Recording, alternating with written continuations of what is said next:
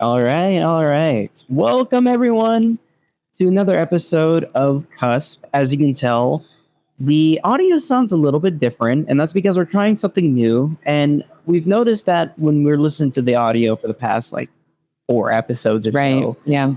they've been kind of annoying to listen to because of not only the fan in the background, apologies, it's hot, but it's also because there's also like it's hard for us to be able to have the microphone on the phone itself to go back and forth. We don't want to cuddle that much all the time. It's not cuddling. I'm literally leaning over. My shoulders leaning against the fucking. It's leaning against the couch. I know what you're saying. My shoulder's dying. I feel like an old man. I literally my stomach is going through a process right now. That's a 24-year-old. Oh, good Lord.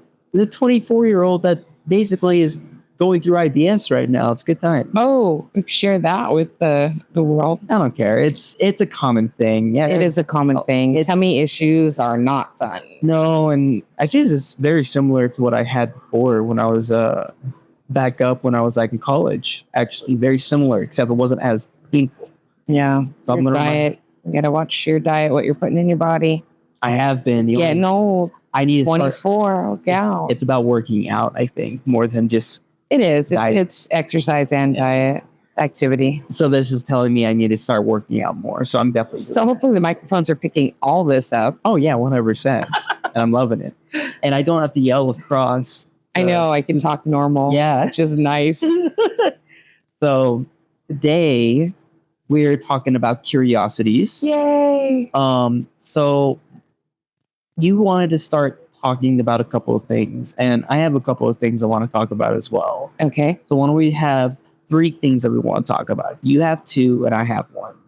Okay. And the one that I have is about the buildings of historical buildings or historical like monuments, like the Egyptian pyramids or like the Mayan temples. Ooh, I've got lots of stuff when it comes to Mayan. It's Mayans like in our blood.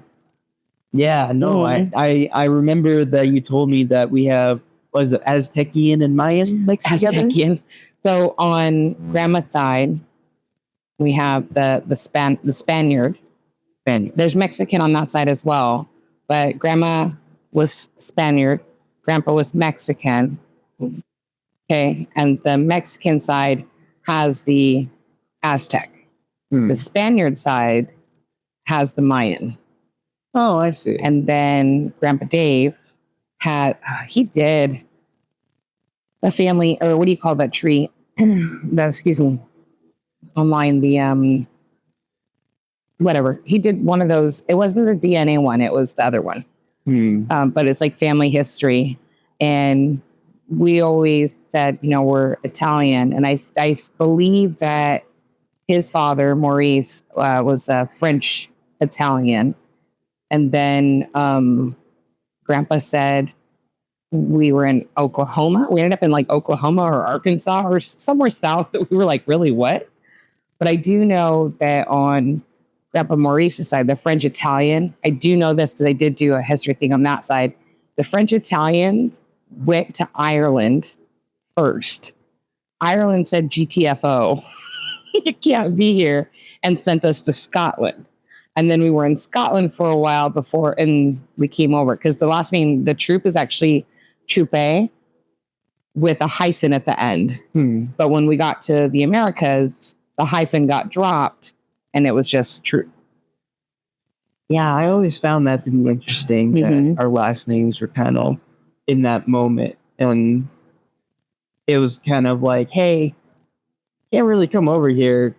Get out of here, please. Yeah, GTFO. But so yeah, like those kinds of monuments. And then you said you wanted to talk about a few medical things. So just because I find them super intriguing and there's stuff that's fresh on my mind, because I'm one of those people that I'm a sponge, right? And I'll go down the rabbit hole of anything that I find interesting, and learn everything I can about it. And then I'll store that knowledge away.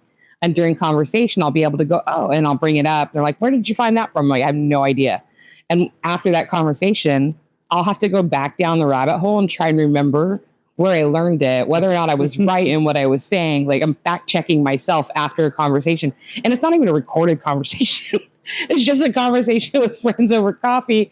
And I'm like, oh yeah, did you know that they put ink into the Loch Ness and trying to go through the tunnels to see if the tunnels came out anywhere else? Just things like that, at random. But there was two that I recently, well, it's one really, but it leads to a second one. Or I'm sorry, it starts with the first one. The second part is the part that I'm focused on, but it has to do with medical history. So it's a curiosities thing. And I think you and I were talking about the different types of curiosities that we could do. Like, what are those? They're not antique shops. They're curiosity shops. There's actually a specific title or term for it. And I can't, it's on the tip of my tongue. Curiosity shop. That's like what? Like oddities. But is it oddities? Oddity shop? Yeah, but there's another word. I don't think I've ever heard of a shop like that. I've seen like horror houses. Horror. Thank you. I said horror, everyone. And my eyes probably gave it away. Yeah. Sorry. You're fine. Wait, what did you say? I said horror houses. Yes. Like that one person had in what's it called? They had the from Ghost Adventurers, that Jack guy.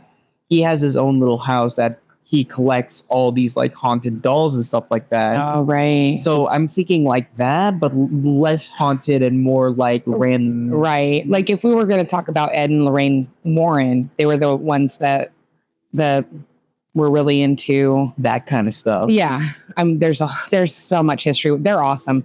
But there's so much history and facts that go with them. But I think that leans more towards like the paranormal or the supernatural side. Yeah. And even the psychic side, because Lorraine was the psychic medium. Yeah. So, but what I wanted to talk about, because I was listening to a song and the lyrics go, rot gut whiskey, gonna ease my mind. Rock gut. What? Rot, R-O-T. Oh, rot. Rot gut whiskey. Gonna ease my mind. Interesting. Yeah. So it's actually a really good song. And I think I want to say Zach Brown, but I'm probably wrong. I'm sorry if I get who the singer was. Anyways, that's neither here nor there. The term rot gut whiskey is a term that you will hear you're 24, so maybe not too often. But if you're older, you may have heard the term rot gut whiskey. And just like any term, like remember we were talking about in one of the podcasts, don't kill the messenger. Yeah. And where that came from. So rot gut whiskey is a term that comes from the 1800s.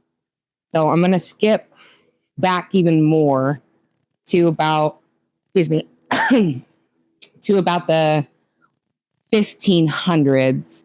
There was a father-son team that basically invented a form of a microscope. And then in the early 1600s, I want to say it was, I believe it was Galileo in the early 1600s. And then after him, oh man, Lemonkamp, he had a strange name. Lemonhouk, I don't remember, whatever. Did it, and that was the late 1600s or mid 1600s. He was basically, they named him like the father of microbiology because he was the first one to really magnetize are you okay over there? I'm adjusting my lavalier. I felt like it was a little too close to my chest. Okay. Maybe. Damn. It's always so hard to get these lavalier microphones in the right spot. I'm a film major, so trying to get in the right spot is like the most pain in the ass thing, except for like. I wear V-neck, so it's really easy for me. I mean, if you put it underneath your shirt, it can work, but it depends on the lavalier microphone and how the quality is. We got these for like $5. Yeah. Sorry, she got them for like $5. She did. And they work pretty well for noise cancellation. It's not bad. I'm happy about it. So microbiology. He was wait. So We had Rock Gut Whiskey is where we're going with this. Okay. So he was one of the first ones to come up with the idea of a very powerful microscope that could see bacteria. And so he's basically the father of microbiology. And I apologize that I can't remember his name. But I know it was anyways. They also say that there's also claims that like the Chinese have a history of microscopes back like 4,000 years before then, where they used this really long tube and they had a piece of glass or marble at the base, and they could change the magnification of it by putting in drops of water down the tube. Well, that would make a lot of sense considering water is reflective and it has a different kind of magnification to it. At the different depths. Well, yeah, because, I mean, if you look at an ocean, you're not going to see it. But when you look at a drop of water, let's say on a white table, right, and then you put something on the side of it, you can see the reflection of those things. Right. So it makes sense. And especially it would make sense because the drop is also spherical. Right. Which also is also very similar to glass that we have now. Right. In some aspects. And the magnification then versus what we have now there's no comparison, obviously. No. We're intense with ours now. And then microbiology, which is like, you study of microbes, tiny little things, kind of led to the idea of what else is in our body, because it helped. Yeah, that's because we have microbes in our body and we have bacteria that's not harmful to us. It actually benefits us as well. Right. I know that like the first autopsy, the first legal autopsy. That's very ominous. Very slightly specific. The first legal autopsy was in the mid to late 1800s. 1800s. Yeah. Before that, I believe that there was one that was done by someone in Venice in like the 1600s. Then there was another one that was done in the 1300s. And are you sure they didn't like write stuff down back then, like in the 1300s? They kept track of things like that, but it wasn't as detailed because they didn't have microbiology at that time. And then before then, like the first official that we know, we know that there were Egyptians AD because there's writings on the Egyptian pyramids, which that'll lead nicely into that. That shows that autopsies were done.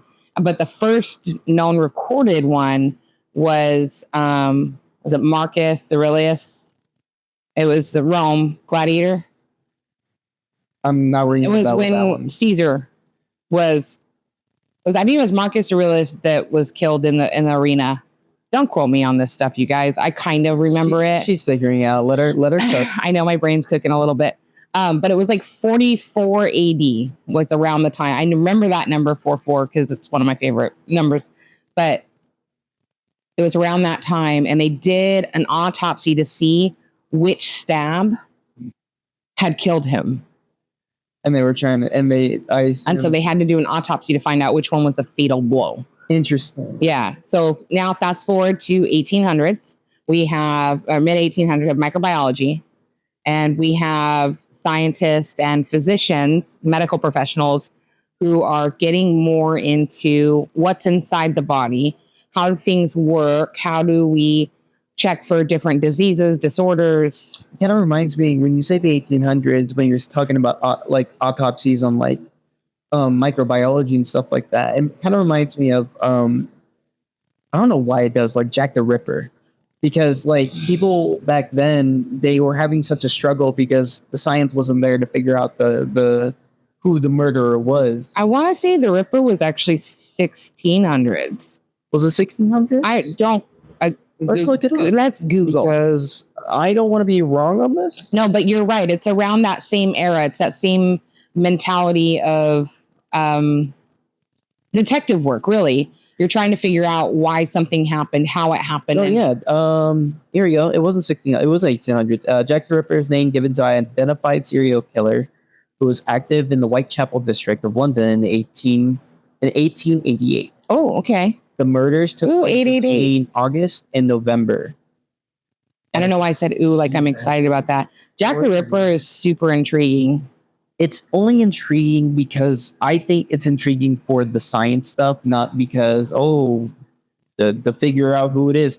My intrigue in that is how they evolved the science of like crime solving, in a Right. sense, from that alone. See, my brain agrees with you 100% because you know me, I love watching forensic files and learning all the cool things that brought on something new and exciting. And it's usually some kind of crime that happened. And they're like, wait, how do we figure out? Can we find out if this specific body of water has a certain kind of bacteria and only in that area, which they found out is true, and they can match it up and do it. Okay, so things like that. I love that stuff. But with Jack the Ripper, I'm with you on that, but I lean towards the psychological part of it. Yeah, I kind of expect that considering when And you when watch you- true crime, it's kind of like one of those. I do. It's one of those things. I think true crime shows are great. I think understanding the psychological reasoning on why people do things, it's interesting. 100%. Sometimes for me though, it's kind of creepy when I watch it. Sometimes I'm like, that doesn't. What? Why though? And then they like going back into the history and like, sometimes they're like, oh, they're abuse victims. Some of them are like, oh, they're just like psychologically like that. I'm like, what do you mean? They just like put magnifying glass on ants and call it good? What the right? So I'm just like, in my mind, the psychological part doesn't intrigue me because at this point, anyone can do anything that they want to because they just want to. Because if the mindset is there that they just want to, right? It's kind of like one of those. It's kind of one of those things where it's like, I just want to. But with him, it was different, or that I should say them, because we don't know it was a he, or she. Most likely it was masculine. But honestly, it's rare that a female surrogate, they do exist, absolutely. I think more of them exist than we like to believe. I think women are just better at hiding things, I guess, would be where that's not terrifying. Yeah, that's not terrifying. Now let's get past that one. Control, delete that comment. So, but he's interesting because when you look at his progression is different but the same. Like some of the things are similar, but the progression of it is, and when he got to, I heard, was it Chapman was his last victim? It was next level. Like he didn't just like serial killers kind of have like this mentality of they try something new each time, but they tend to start finding their signature and their MO, right?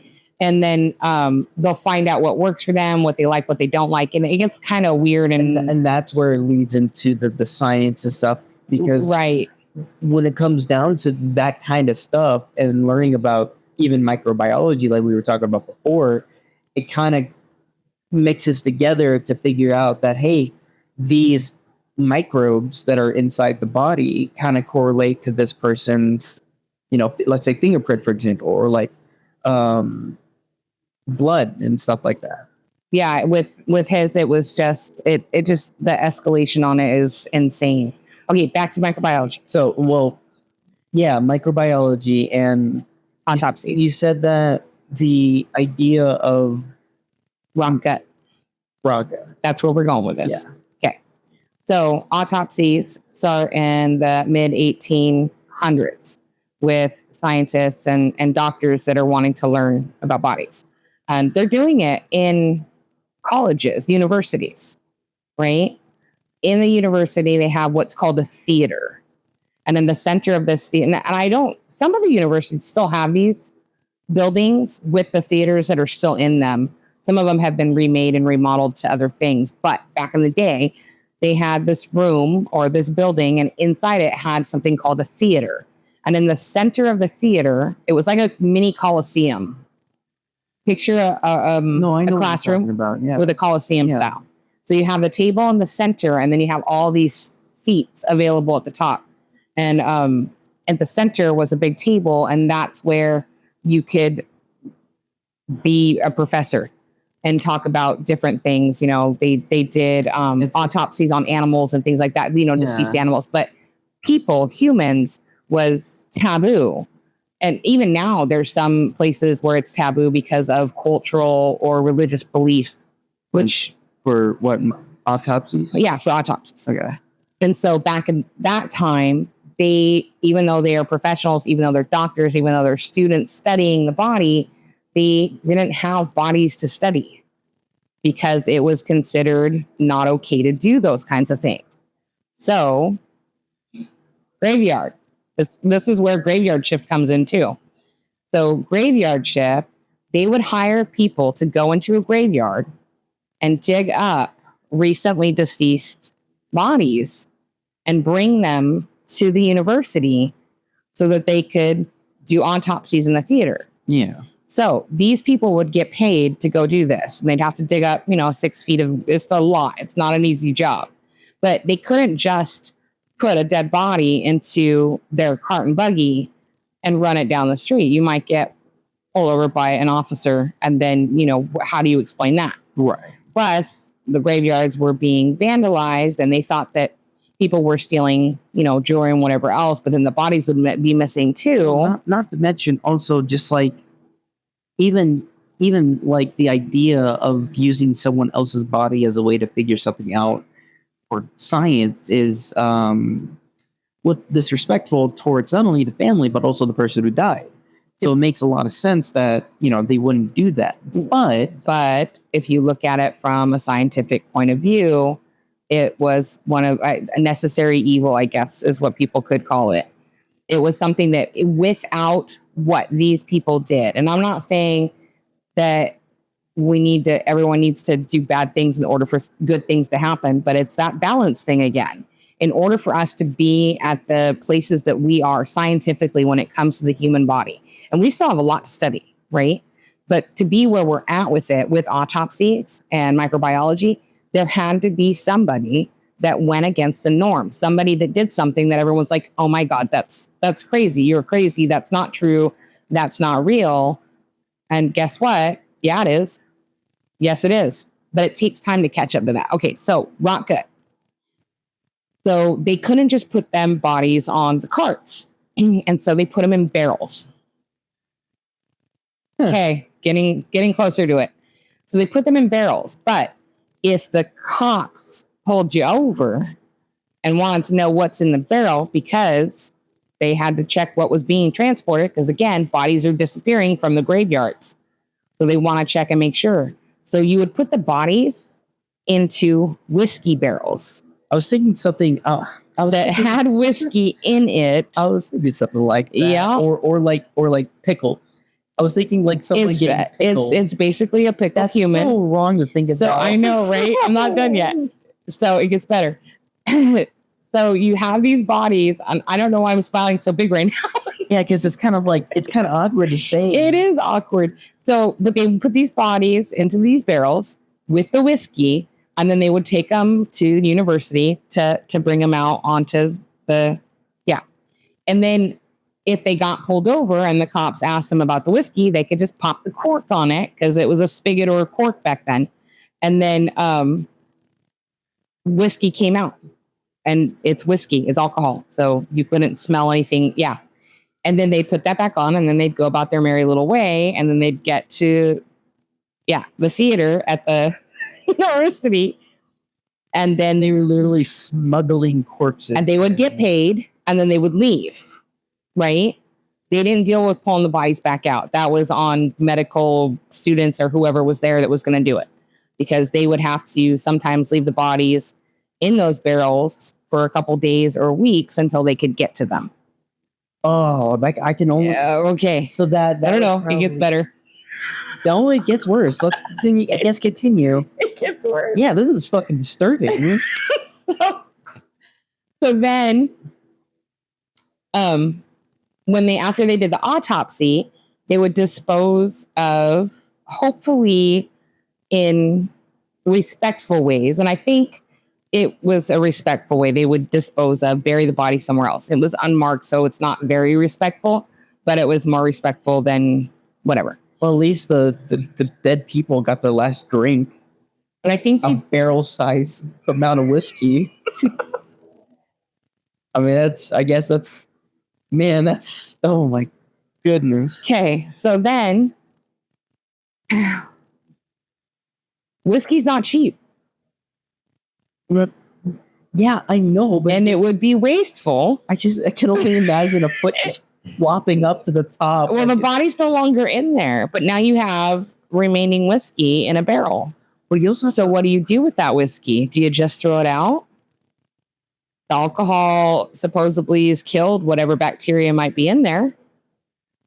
So yeah, they would leave it up to the imagination. Just stop. They would sell it to local taverns and pubs. Oh. And it was sold at a cheaper price. And it was called rot gut whiskey. Now, the pub owners and the tavern owners knew what they were buying. Oh. They knew what they were buying. But they did it anyways. That has got to be... And they called it rot gut whiskey. And the population didn't catch on because they just assumed rot gut whiskey meant that drinking too much whiskey is going to rot your gut. They didn't realize that it was called rot gut whiskey for a very, very specific reason. I want to go back to bed. That is my addition. That is I've heard disturbing. That is very disturbing. I love it. What's more disturbing is selling the alcohol. Right. Like, I think that, okay, so the whiskey, obviously, with the alcohol in it, will actually be beneficial in fighting off bacteria if you have, like, an injury. Not, like, the best, obviously, but it's not, like, the worst. Depends on the alcohol. So if it's, like, vodka, like, it would be a lot better because it's more proof, right? Or is that a urban legend? No, I mean, like if you have a wound, you can use alcohol to let's say cut on your hand. Yeah, you can pour it on your hand. Yeah, it's gonna burn, but like it'll help you. Like you see that. It would be better than not doing anything or rubbing mud in it. Or have you heard of people, oh my gosh, they used to tell people to put butter on burns. People do not. Please don't put butter on your burns. Butter on your burns? Butter on burns. Please don't do that. It is not okay. If you get a sunburn and you put butter on you, are you technically used as a kitchen utensil now? When you cook eggs on your head or like on your forearm or something? I did that one year. I put eggs on a pan in the car. It was so hot. Oh, in the car? Yeah, in Texas. Oh, I thought you were saying you're like if you were so warm that you literally put an egg. No. In Texas, I cracked 2 eggs into a cookie sheet and put them in the car, and then the whole car just reeked. And I was like, and then I think years later, I saw a video of somebody doing it with cookie dough, and I felt so dumb. That I never thought because cookie dough would have been nice. It would have been a good smell, even if it didn't cook all the way. The eggs, cooking eggs smells good, right? When you're hungry and it's for breakfast. But you don't want to get into your car in the hot Texas sun and smell fresh fried eggs all day. And it took like a week. What about bacon?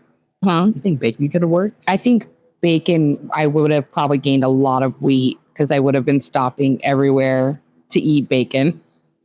It would have been cravings. So, actually, speaking of cooking stuff, this is going to be a little side thing that I remember. There is a thing about getting sunburned. So getting sunburned or, when you have skin that gets like super red, the reason why your skin gets super warm and stays warm, not obviously because it absorbed the heat, but it's because your body is trying to produce more cells to replace the dead cells that are on your skin. And the skin is red, and those red skin cells are actually dead. And so that's when I was thinking about, like, technically you could overheat just by, having that kind of stuff, and then you can just be a kitchen utensil. At that point. What kind of kitchen utensil are you? Pan. Okay. Oh, gotcha. I wasn't thinking like a spatula. No, I was trying to figure out what you meant by you could be a kitchen utensil. It made me giggle. I mean, technically, they could be. Mostly because I didn't understand what you were saying. I mean, technically, you could be a fork by doing this, and then you just grab like this, and then that just makes you a crab. Now you're a lobster. you just head up, arms up, and then you just grab whatever it is. You're a fork. A fork. Yeah. We're gonna go with that. If I call you a spoon, I would say you would have your head concave, and that's not a good thing. You see the wheels turning? Yeah, it seems it's not clicking. So okay, that's whatever. Moving on. Okay. So what I want to talk about now, the buildings in our history, and I find them very intriguing. The first one, obviously, is the pyramids. Which ones?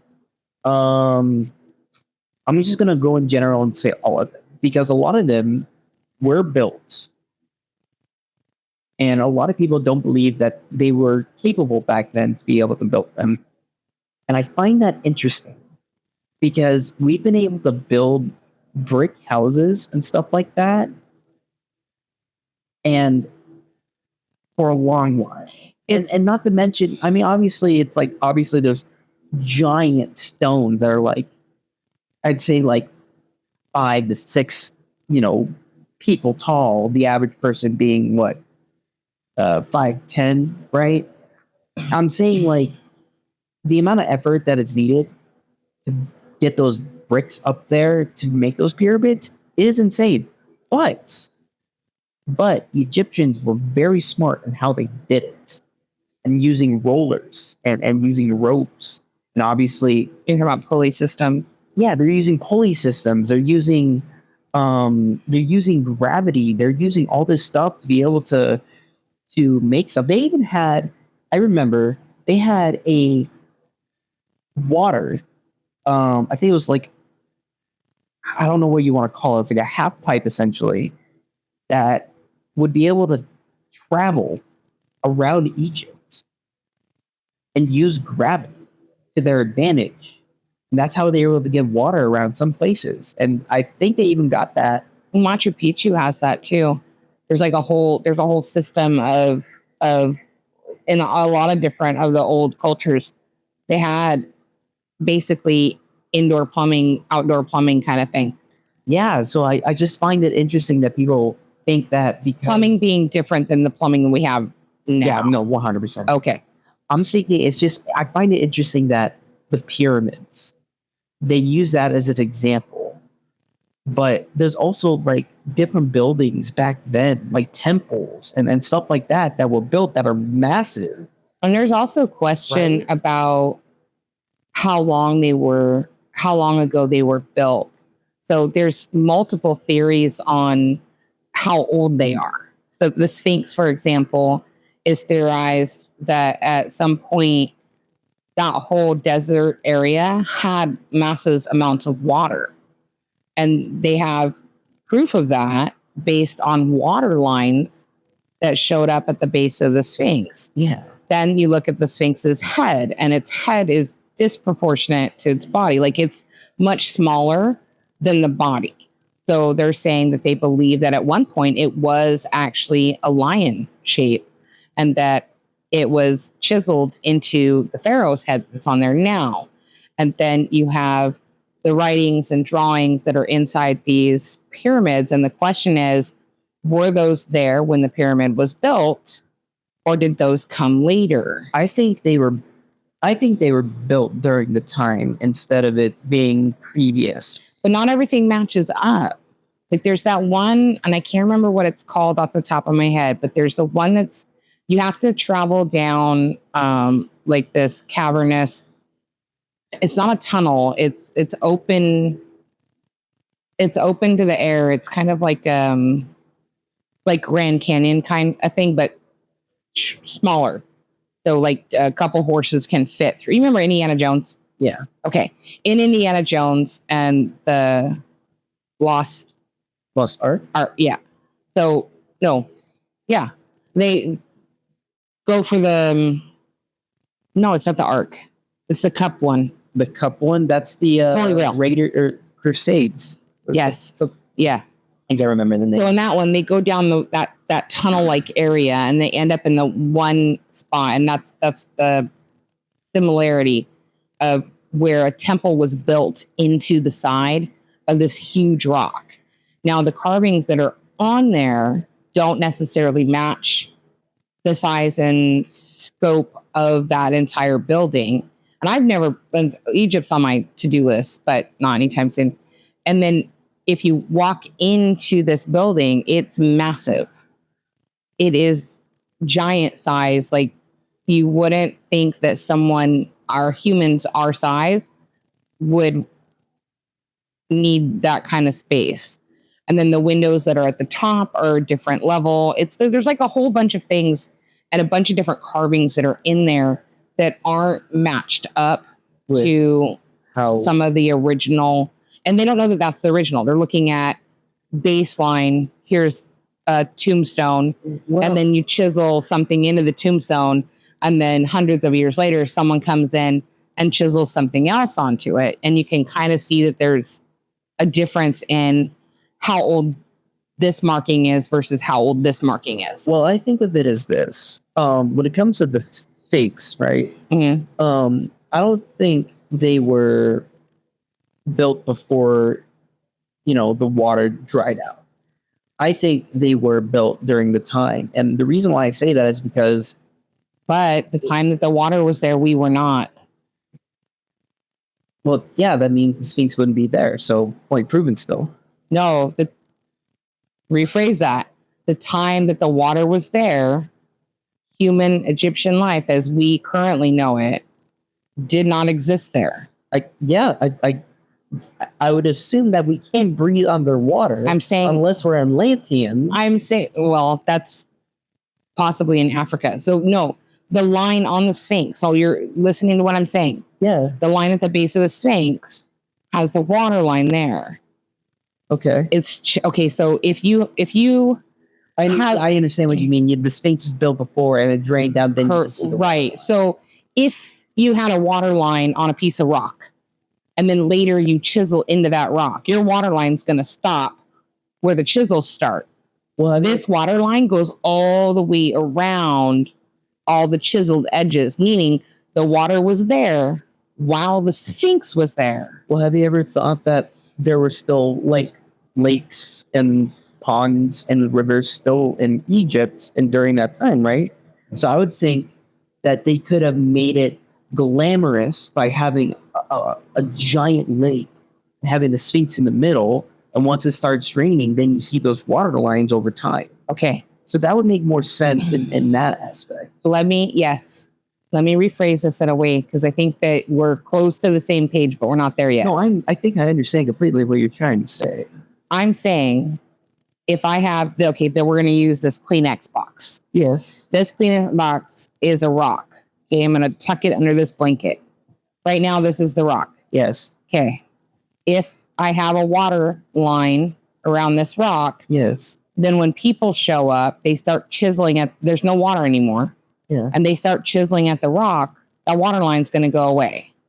Yes. Okay, so now let's say you have this Kleenex box that's a chiseled piece of rock. Yeah.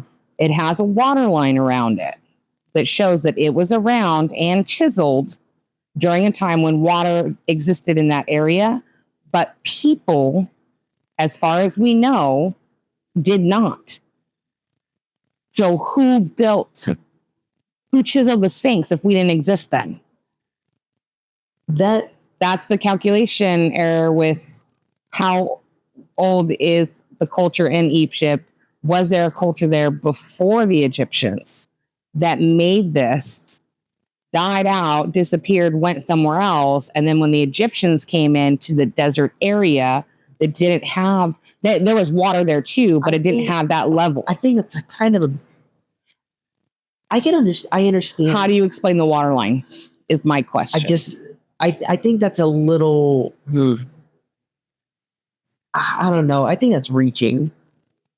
That's a little reaching. But how do you explain the water line then? Like I just said, a lot of Egypt did have water before. It was just a lot of sand as well. But the water line's not going to be on a chiseled item unless it's been chiseled. Yeah, it can't. How was it chiseled if there were no people? Imagine a rock. Okay. Right? The water flows down finally. They see this giant rock. Hey, let's carve our arrow into this. Then they do that, and the water's still there surrounding it. Not that much, though, but it's still there. But the water's not there. The water's now moved to another area, and that area is desert. When people are there. No, that's not what I'm saying. The water and the desert, they can still coincide together like they did before, because they wouldn't have been able to grow crops so easily unless they had water. Meaning, there was water there while the Sphinx were being built. Meaning that the rocks that were there, that were all packed up together essentially, had water either surrounding it or near it enough to moisten the rock to let it go down. Or the water all went down fully, and there was water lines everywhere except for the bottom part, because why would you touch the bottom part? But the parts that are chiseled have water lines. It's the same thing as having a chunk. I know I'm going to repeat this. It's the same thing as having a chunk. Picture a 1 or 2 pound block of cheese that has mold on it. Okay. The mold is our water line, by the way. Now, if you cut the mold away because you chisel away that part of it, there's no mold behind it because you chiseled it away. Okay, and again, you don't. Oh my god! All right, we're going in circles. Let's get past it. I have to do this, or else I'm gonna start freaking out. You're not understanding. Yeah. How do I simplify this? You need to, because my brain's not. I'm not grasping. I can tell. Hey, I simplified mine. I went down to cheddar cheese block. Kleenex box. Let's do this. Okay, so Kleenex box. Okay. The water's here. On top of the Kleenex. On top of the Kleenex. Okay. And it's all fading away. Okay. Fading away. Gone. The water chiseled it. Shut up. No, you went on either side of your hands, kind of wiggling like you were chiseling away. So you making me mad. What the fuck was that? Made me think of that. Oh, I miss Uber X or Nova. Uber X Nova was fun. It's strange. There are water lines each year. The people thought, let's make a Sphinx. Chisel, and leave the bottom part as a foundation so it didn't move. But the water line's on the parts that are chiseled, not underneath it. Do you mean on the bodies? Yes. On the base of the Sphinx, the big base of the Sphinx, that has been chiseled. There's water lines at that base. Are you sure they're water lines or the chisel lines? Because there's a big difference. I don't even remember which National Geographic thing I watched, but it had to do with Egypt and whether or not, I think it was, it might have been Ancient Aliens.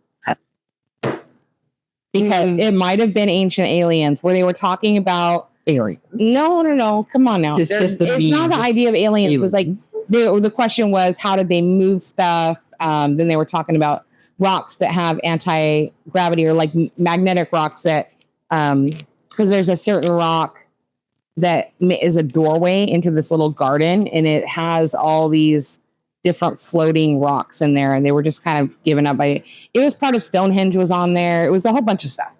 But one of the things, and I don't know if it was that show or it was something similar to that, where they were talking to an expert in Egyptology who was talking about the water, and they actually brought in an expert who comes in, and his sole purpose, his main job, and I'm sorry, I don't know if anyone is listening that knows what that job is, but if you do, let us know.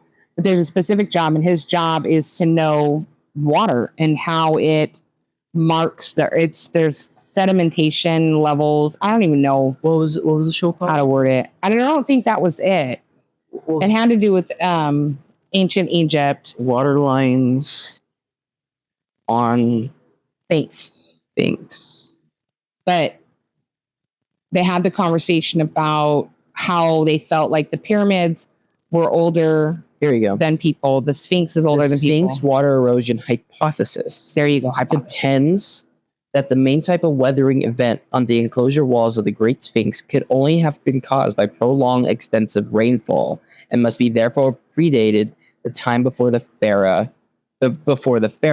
Right. So that means there's weather outside from it just being warm. Right. But if So there's erosion that happens as well that can make that happen. Yes, but if you read into whatever that is further, the reason that they're talking about it's there before the pharaoh is because they're talking about the Sphinx's head being changed, because it is a pharaoh's head. It is smaller, and their main goal was to prove that the Sphinx's head was changed from a lion or whatever animal or person or character or alien that it was into that Sphinx. Well, that's because like into that there's pharaoh. different cities of Egypt during that time that was building stuff, so it makes sense that like Right. they could have had. I would assume they had different. What was it? They had people trying to take over other towns by expecting ahead. Because this is where I'm getting to. That was done when they were doing that. They were trying to prove that a pharaoh's head did not belong on that Sphinx's body. That's what they started out to prove, and what they ended up theorizing, there's no proof, it's a theory, because in order for it to be proof, you would have to, it disproves hundreds of years that of our claims. Because we've been claiming the pyramids are a specific number of years old. And throughout history, and it's changed a little bit, but not a lot. This would change it significantly to the point where the Sphinx exists pre-human. I think. So let me rephrase that. Pre-civilization. Yeah. So they started out trying to prove that was not a pharaoh's head.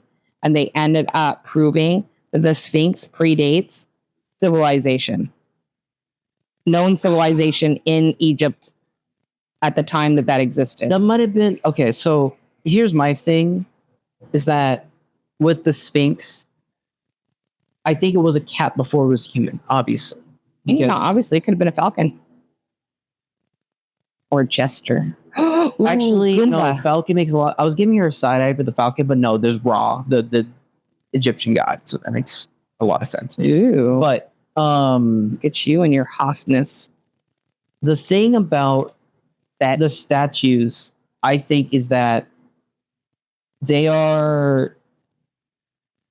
I think they built... Like I said before, I think my theory is that different civilizations have come under attack by different towns and different groups and stuff like that, and was ruled over when that happened. And then they had things change, like, oh, I want my face on the Sphinx cat instead, and stuff like that. Right. So in my mind, that would make sense. And having predated a different civilization before then, I wonder if there's a civilization outside of Egypt's like country before that was able to travel across to try to take over the pyramid. There's lots of different history of people actually being in America or Egypt or Asia before, are known. Like Columbus came over here, right?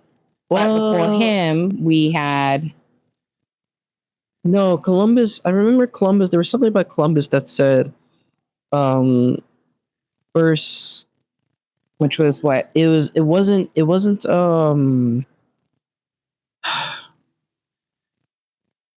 he didn't discover America.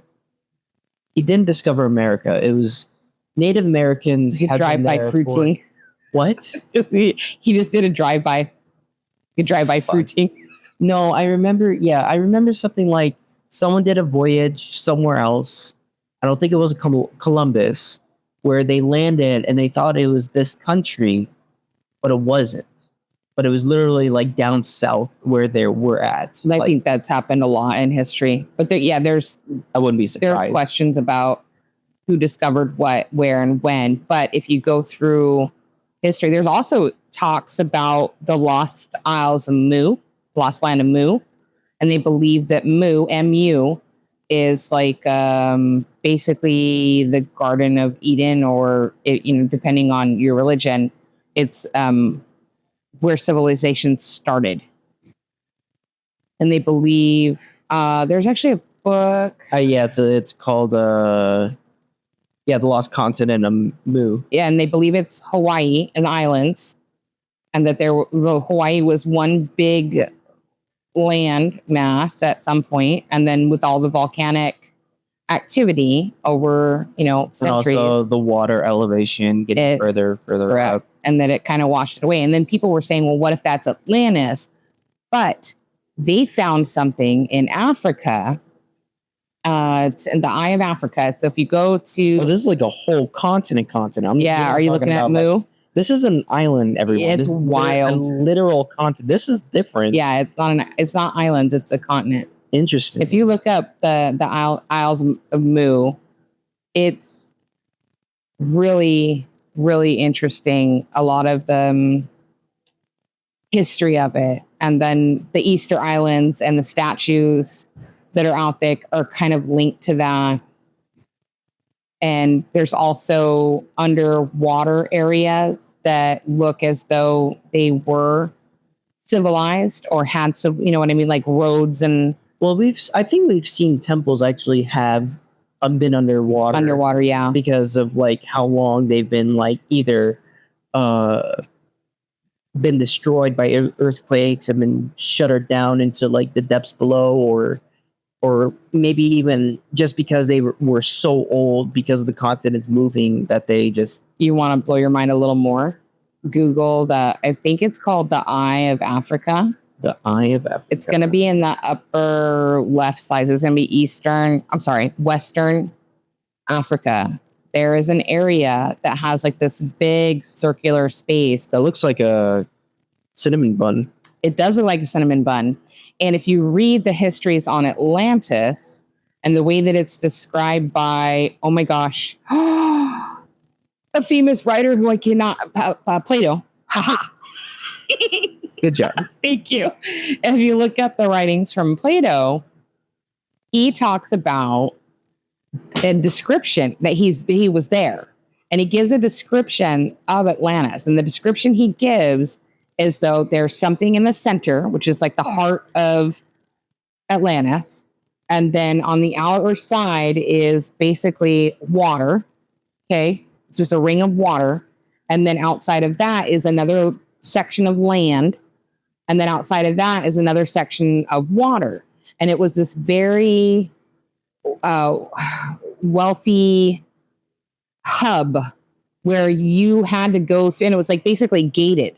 So in order to get to the center hub of civilization, you had to go through all these different cities. And it's basically 3 cities on the outside, because you have a city that's main walls, It's Attack on Titan. Yes. Yes. That's where they got that. Isn't that great? And then the center of it is where the main civilization is. So he described it in his writings. And the way that he described it, when they went to this area and then they went through the history again, it was the water history people. I don't know who they are. I need to Google that. Who does the history of water and all that good stuff? When the continents separate and the glaciers melt and all this other stuff happens. So during that time, there was a flood that happened that caused Atlantis to flood all because it had an outer wall with waterfalls. So the outermost ring, it's kind of like Louisiana is got levees, and it's basically lower than sea level. So it has like elevated, like right. It has elevated walls around it, and so each seawater around that. Each ring that was there is elevated above each other at each ring. So like a little bit. It's kind of like if you think of like a cone, but a very like shallow cone, right? And then the outer ring of water Yeah. was much, much bigger. And to get to that, you had to go in through a pass, almost like a dam area that led from the sea down to that area because it actually dropped down to get to Atlantis. And the surrounding walls around it, think Niagara Falls, where you have these big upper areas and then you have the water in the center. Yeah. Except in the center, they have water and an island. So civilization was there. So And then the water above it. So there was waterfalls on the sides as well. It's like this. If you read his writings, it was a beautiful description. that does sound really interesting to think about. And Because it's translated writings, I believe. not to mention, like, that is like someone had to been there, seen that area without any buildings, be like, that's a perfect area. Magic exists. Yeah, magic is real. Unicorns are real. I was gonna say I can defend myself here, and people try to come down. It sucks for them because they have to go through this way, but they don't know how to. But when you live below sea level, you risk a lot. And especially, and that's where the thing comes from of Atlantis being underwater. Right. I think that because it technically was underwater even when it was above water. Because it was under the sea level, under the sea, but you're not actually you're out in the open, but you're lower than the sea level. So you're technically under the sea. Mind blown a little? Kind of cool. A little bit, yeah. This is interesting. This is something new that I for you. Yeah, the Eye of Africa is definitely an interesting. I like the island of Mu though. Yeah, Mu Because that one, really that one to me makes a lot of sense. And they've found, but the how science like tells of like how continents are shaped and formed. Like obviously we have like historical pictures for like I think it was from like the 1920s to now about like how like Earth looks, but we can only describe what Earth looked. It's theories and speculation. It is calculations. Sorry. It is math. It's calculations, but it's theory. Yeah. And like I said before, science wasn't considered the be all end all to begin with. And technically, we still haven't explored all of our oceans. Facts. And if you go to, there's different parts of the Hawaiian Islands that have caves underwater as well as caves above water with writings in them. And there's a lot of them that are off limits to the general public because they're sacred grounds. You can't, you can't go in there because they don't want people ruining and dismantling a beautiful part of their history. But their cave drawings and paintings and carvings and all this stuff in these areas that talks about these great civilizations that were in those areas. It's wild how our history. It is wild. Really? But let me look something up. I think I have his, but I don't. You know how I am? Like, if people are like interested in something, I tend to loan out my magical books and gemstones and whatever, and then people like to not give them back. I think I still have that one. Remember, your microphone's still on. Oh my! You forgot about that. No, I didn't forget. I will not use the rest of mine. Just making sure. I'm just gonna go to my metaphysical shelf. You will. Hey, by the way, I'm pretty far away. Can you still hear me? Oh. Nope, that's not it. That was a good one, though. It's another one he'd probably like.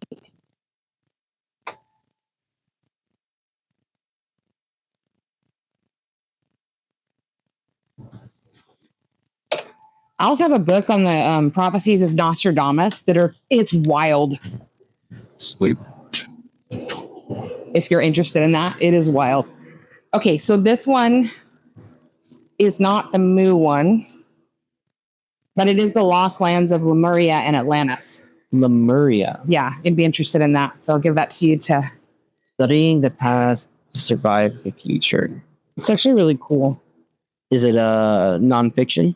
No, they're none of my, I can't say it's not fiction because they're theories, but So nonfiction means that like it's based on someone, based on facts, based on history, based on. based on known knowledge. I don't even know how you decide between nonfiction and fiction. I know. Well, what does it say?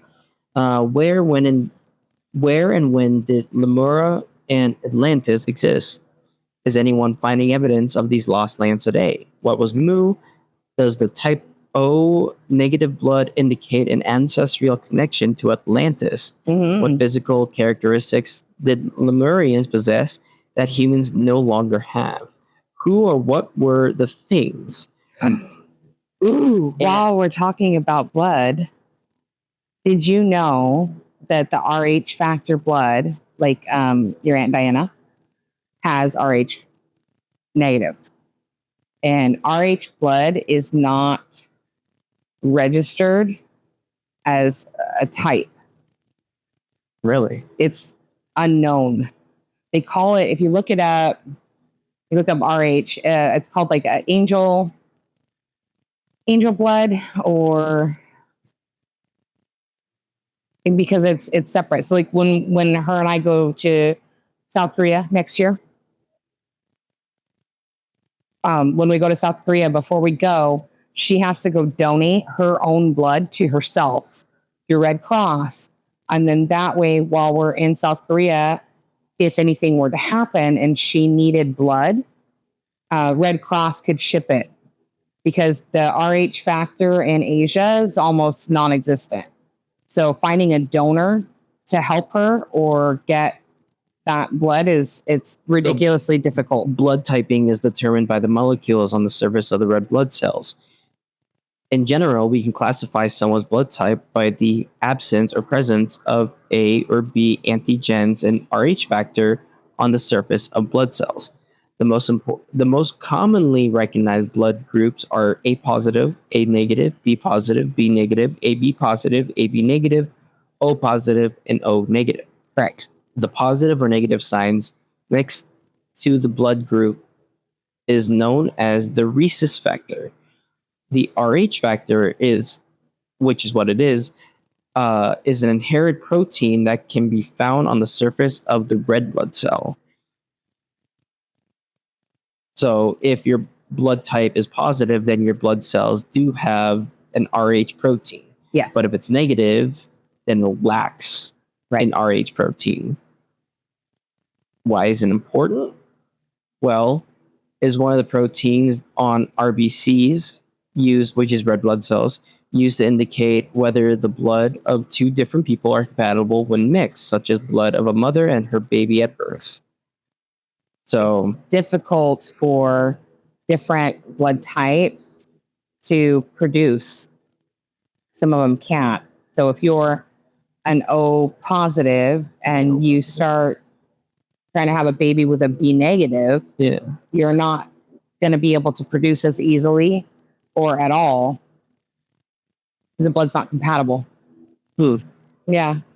Interesting, right? Fun. When I worked in women's health, that the amount of stuff you learn about the female body and how things like reproduction and all that, it's mind blowing what our bodies are capable of. Like I know people talk about how women are these amazing creatures who can, bring life into the world. And yes, we need that male aspect to initiate that. But like the egg and the whole process is just, everything about it is wild.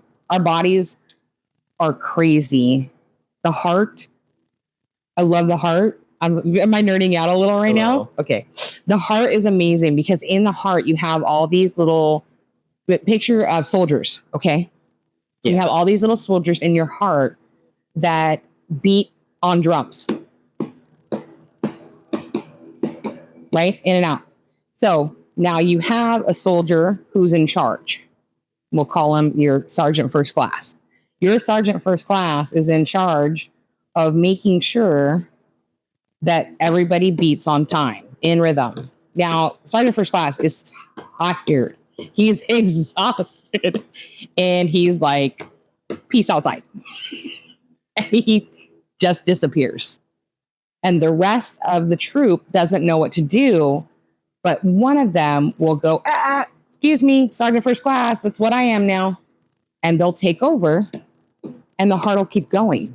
Now, different Sergeant First Classes will show up in different areas when one of them disappears.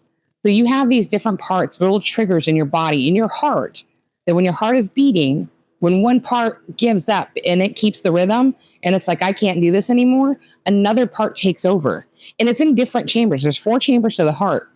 So you could be up in that main chamber. And I'm not going to get into too much medical terminology because I don't want to blow everyone's mind and make them fall asleep. But you could be up in one corner of the 4 chambers, and that's where the Sergeant First Class is, and he's going to his own drum, and then he gives up. And it could be a Sergeant First Class from the bottom right chamber that'll jump in and go, hey, I'm in. And it'll just keep going until you run out of Sergeant First Classes. And then, so in order for you to have a heart attack, it takes a lot. Your heart has to go through a bunch of downshifting in order for that to happen. And that's not to say that something doesn't come in, create a blockage that causes that, but just the natural heart attack, it takes a lot of breakdown over time for that to happen. Our bodies are wild. And I think, sorry. no, you're okay. I'm totally nerding out. On that note, we are at our hour mark. Okay. So I think this will be a good time to end it here, you think? Sure. I mean, unless you had any more Lemuria Atlantis questions that we can go over, I think we're good. Not really. I think we did a good episode. I think we did a good amount of talking about. So we talked about, as a summary here. Yes, please. We talked about microbiology. Yes. We talked about autopsy. We talked about rot gut whiskey and how that came to be. Yeah, she's laughing her ass off, and I'm actually crying on the inside. They're fantastic. I'm just crying on the inside. But there was that, and then we talked about different civilizations and different building constructs that were built, and we had a slight disagreement on, I think it was just same page area. We weren't on the same page, and I think we'll probably think about this later, and we'll probably even talk about it after podcast. No, I think figure it out. I think we're on the same page. I think I was just arguing for the sake of saying that I disagree with you because I don't think that's what happened. That's fair. I can respect that. Or wrong. Yes. I'm just kidding. Yeah. You're not wrong. I respect that. Note, everyone, I hope you have a great rest of your day. We'll check you guys all later next week. And next week, we'll be going off to the top of the list, which will be not the top of the list, but our next one, which should be. Do we want to start again? We did Universe last one. Last one we did Universe? Are we going to go back to the beginning? I thought we're going in order. We're not going in order, are we? No, we went backwards. We were like mess around and find out. Do you want to maybe draw from a hat and decide on the spot what we want to do? Let's talk about the paranormal next. Okay, we can do paranormal. Down with paranormal, and then psyche, and then psychic. You'll get there. Yeah. I have faith. Hey. But let's talk about that on next week's podcast. Paranormal sounds fun. And I hope you all have a great rest of your guys' weekend and or week, whenever time you're, listening to this. And if you guys want to continue on listening to this, subscribe to the channel. And also press the notification button if you haven't already, so you can always get updated whenever we post a new video. That is it for everyone. That's it for us, I should say. I appreciate feedback. You guys want to comment and let us know how awesome we are. We'd love to hear that. Right. But also, I think that we are getting a good balance. We're getting better with kind of staying more on point. We did cuss a little bit more than usual this podcast. I'm not worried about the cussing. There's adults here. If you're letting your children listen, there's something fucking wrong with you. them. But I think on that note, I would like to say goodbye and have a great rest of your day. Love and light.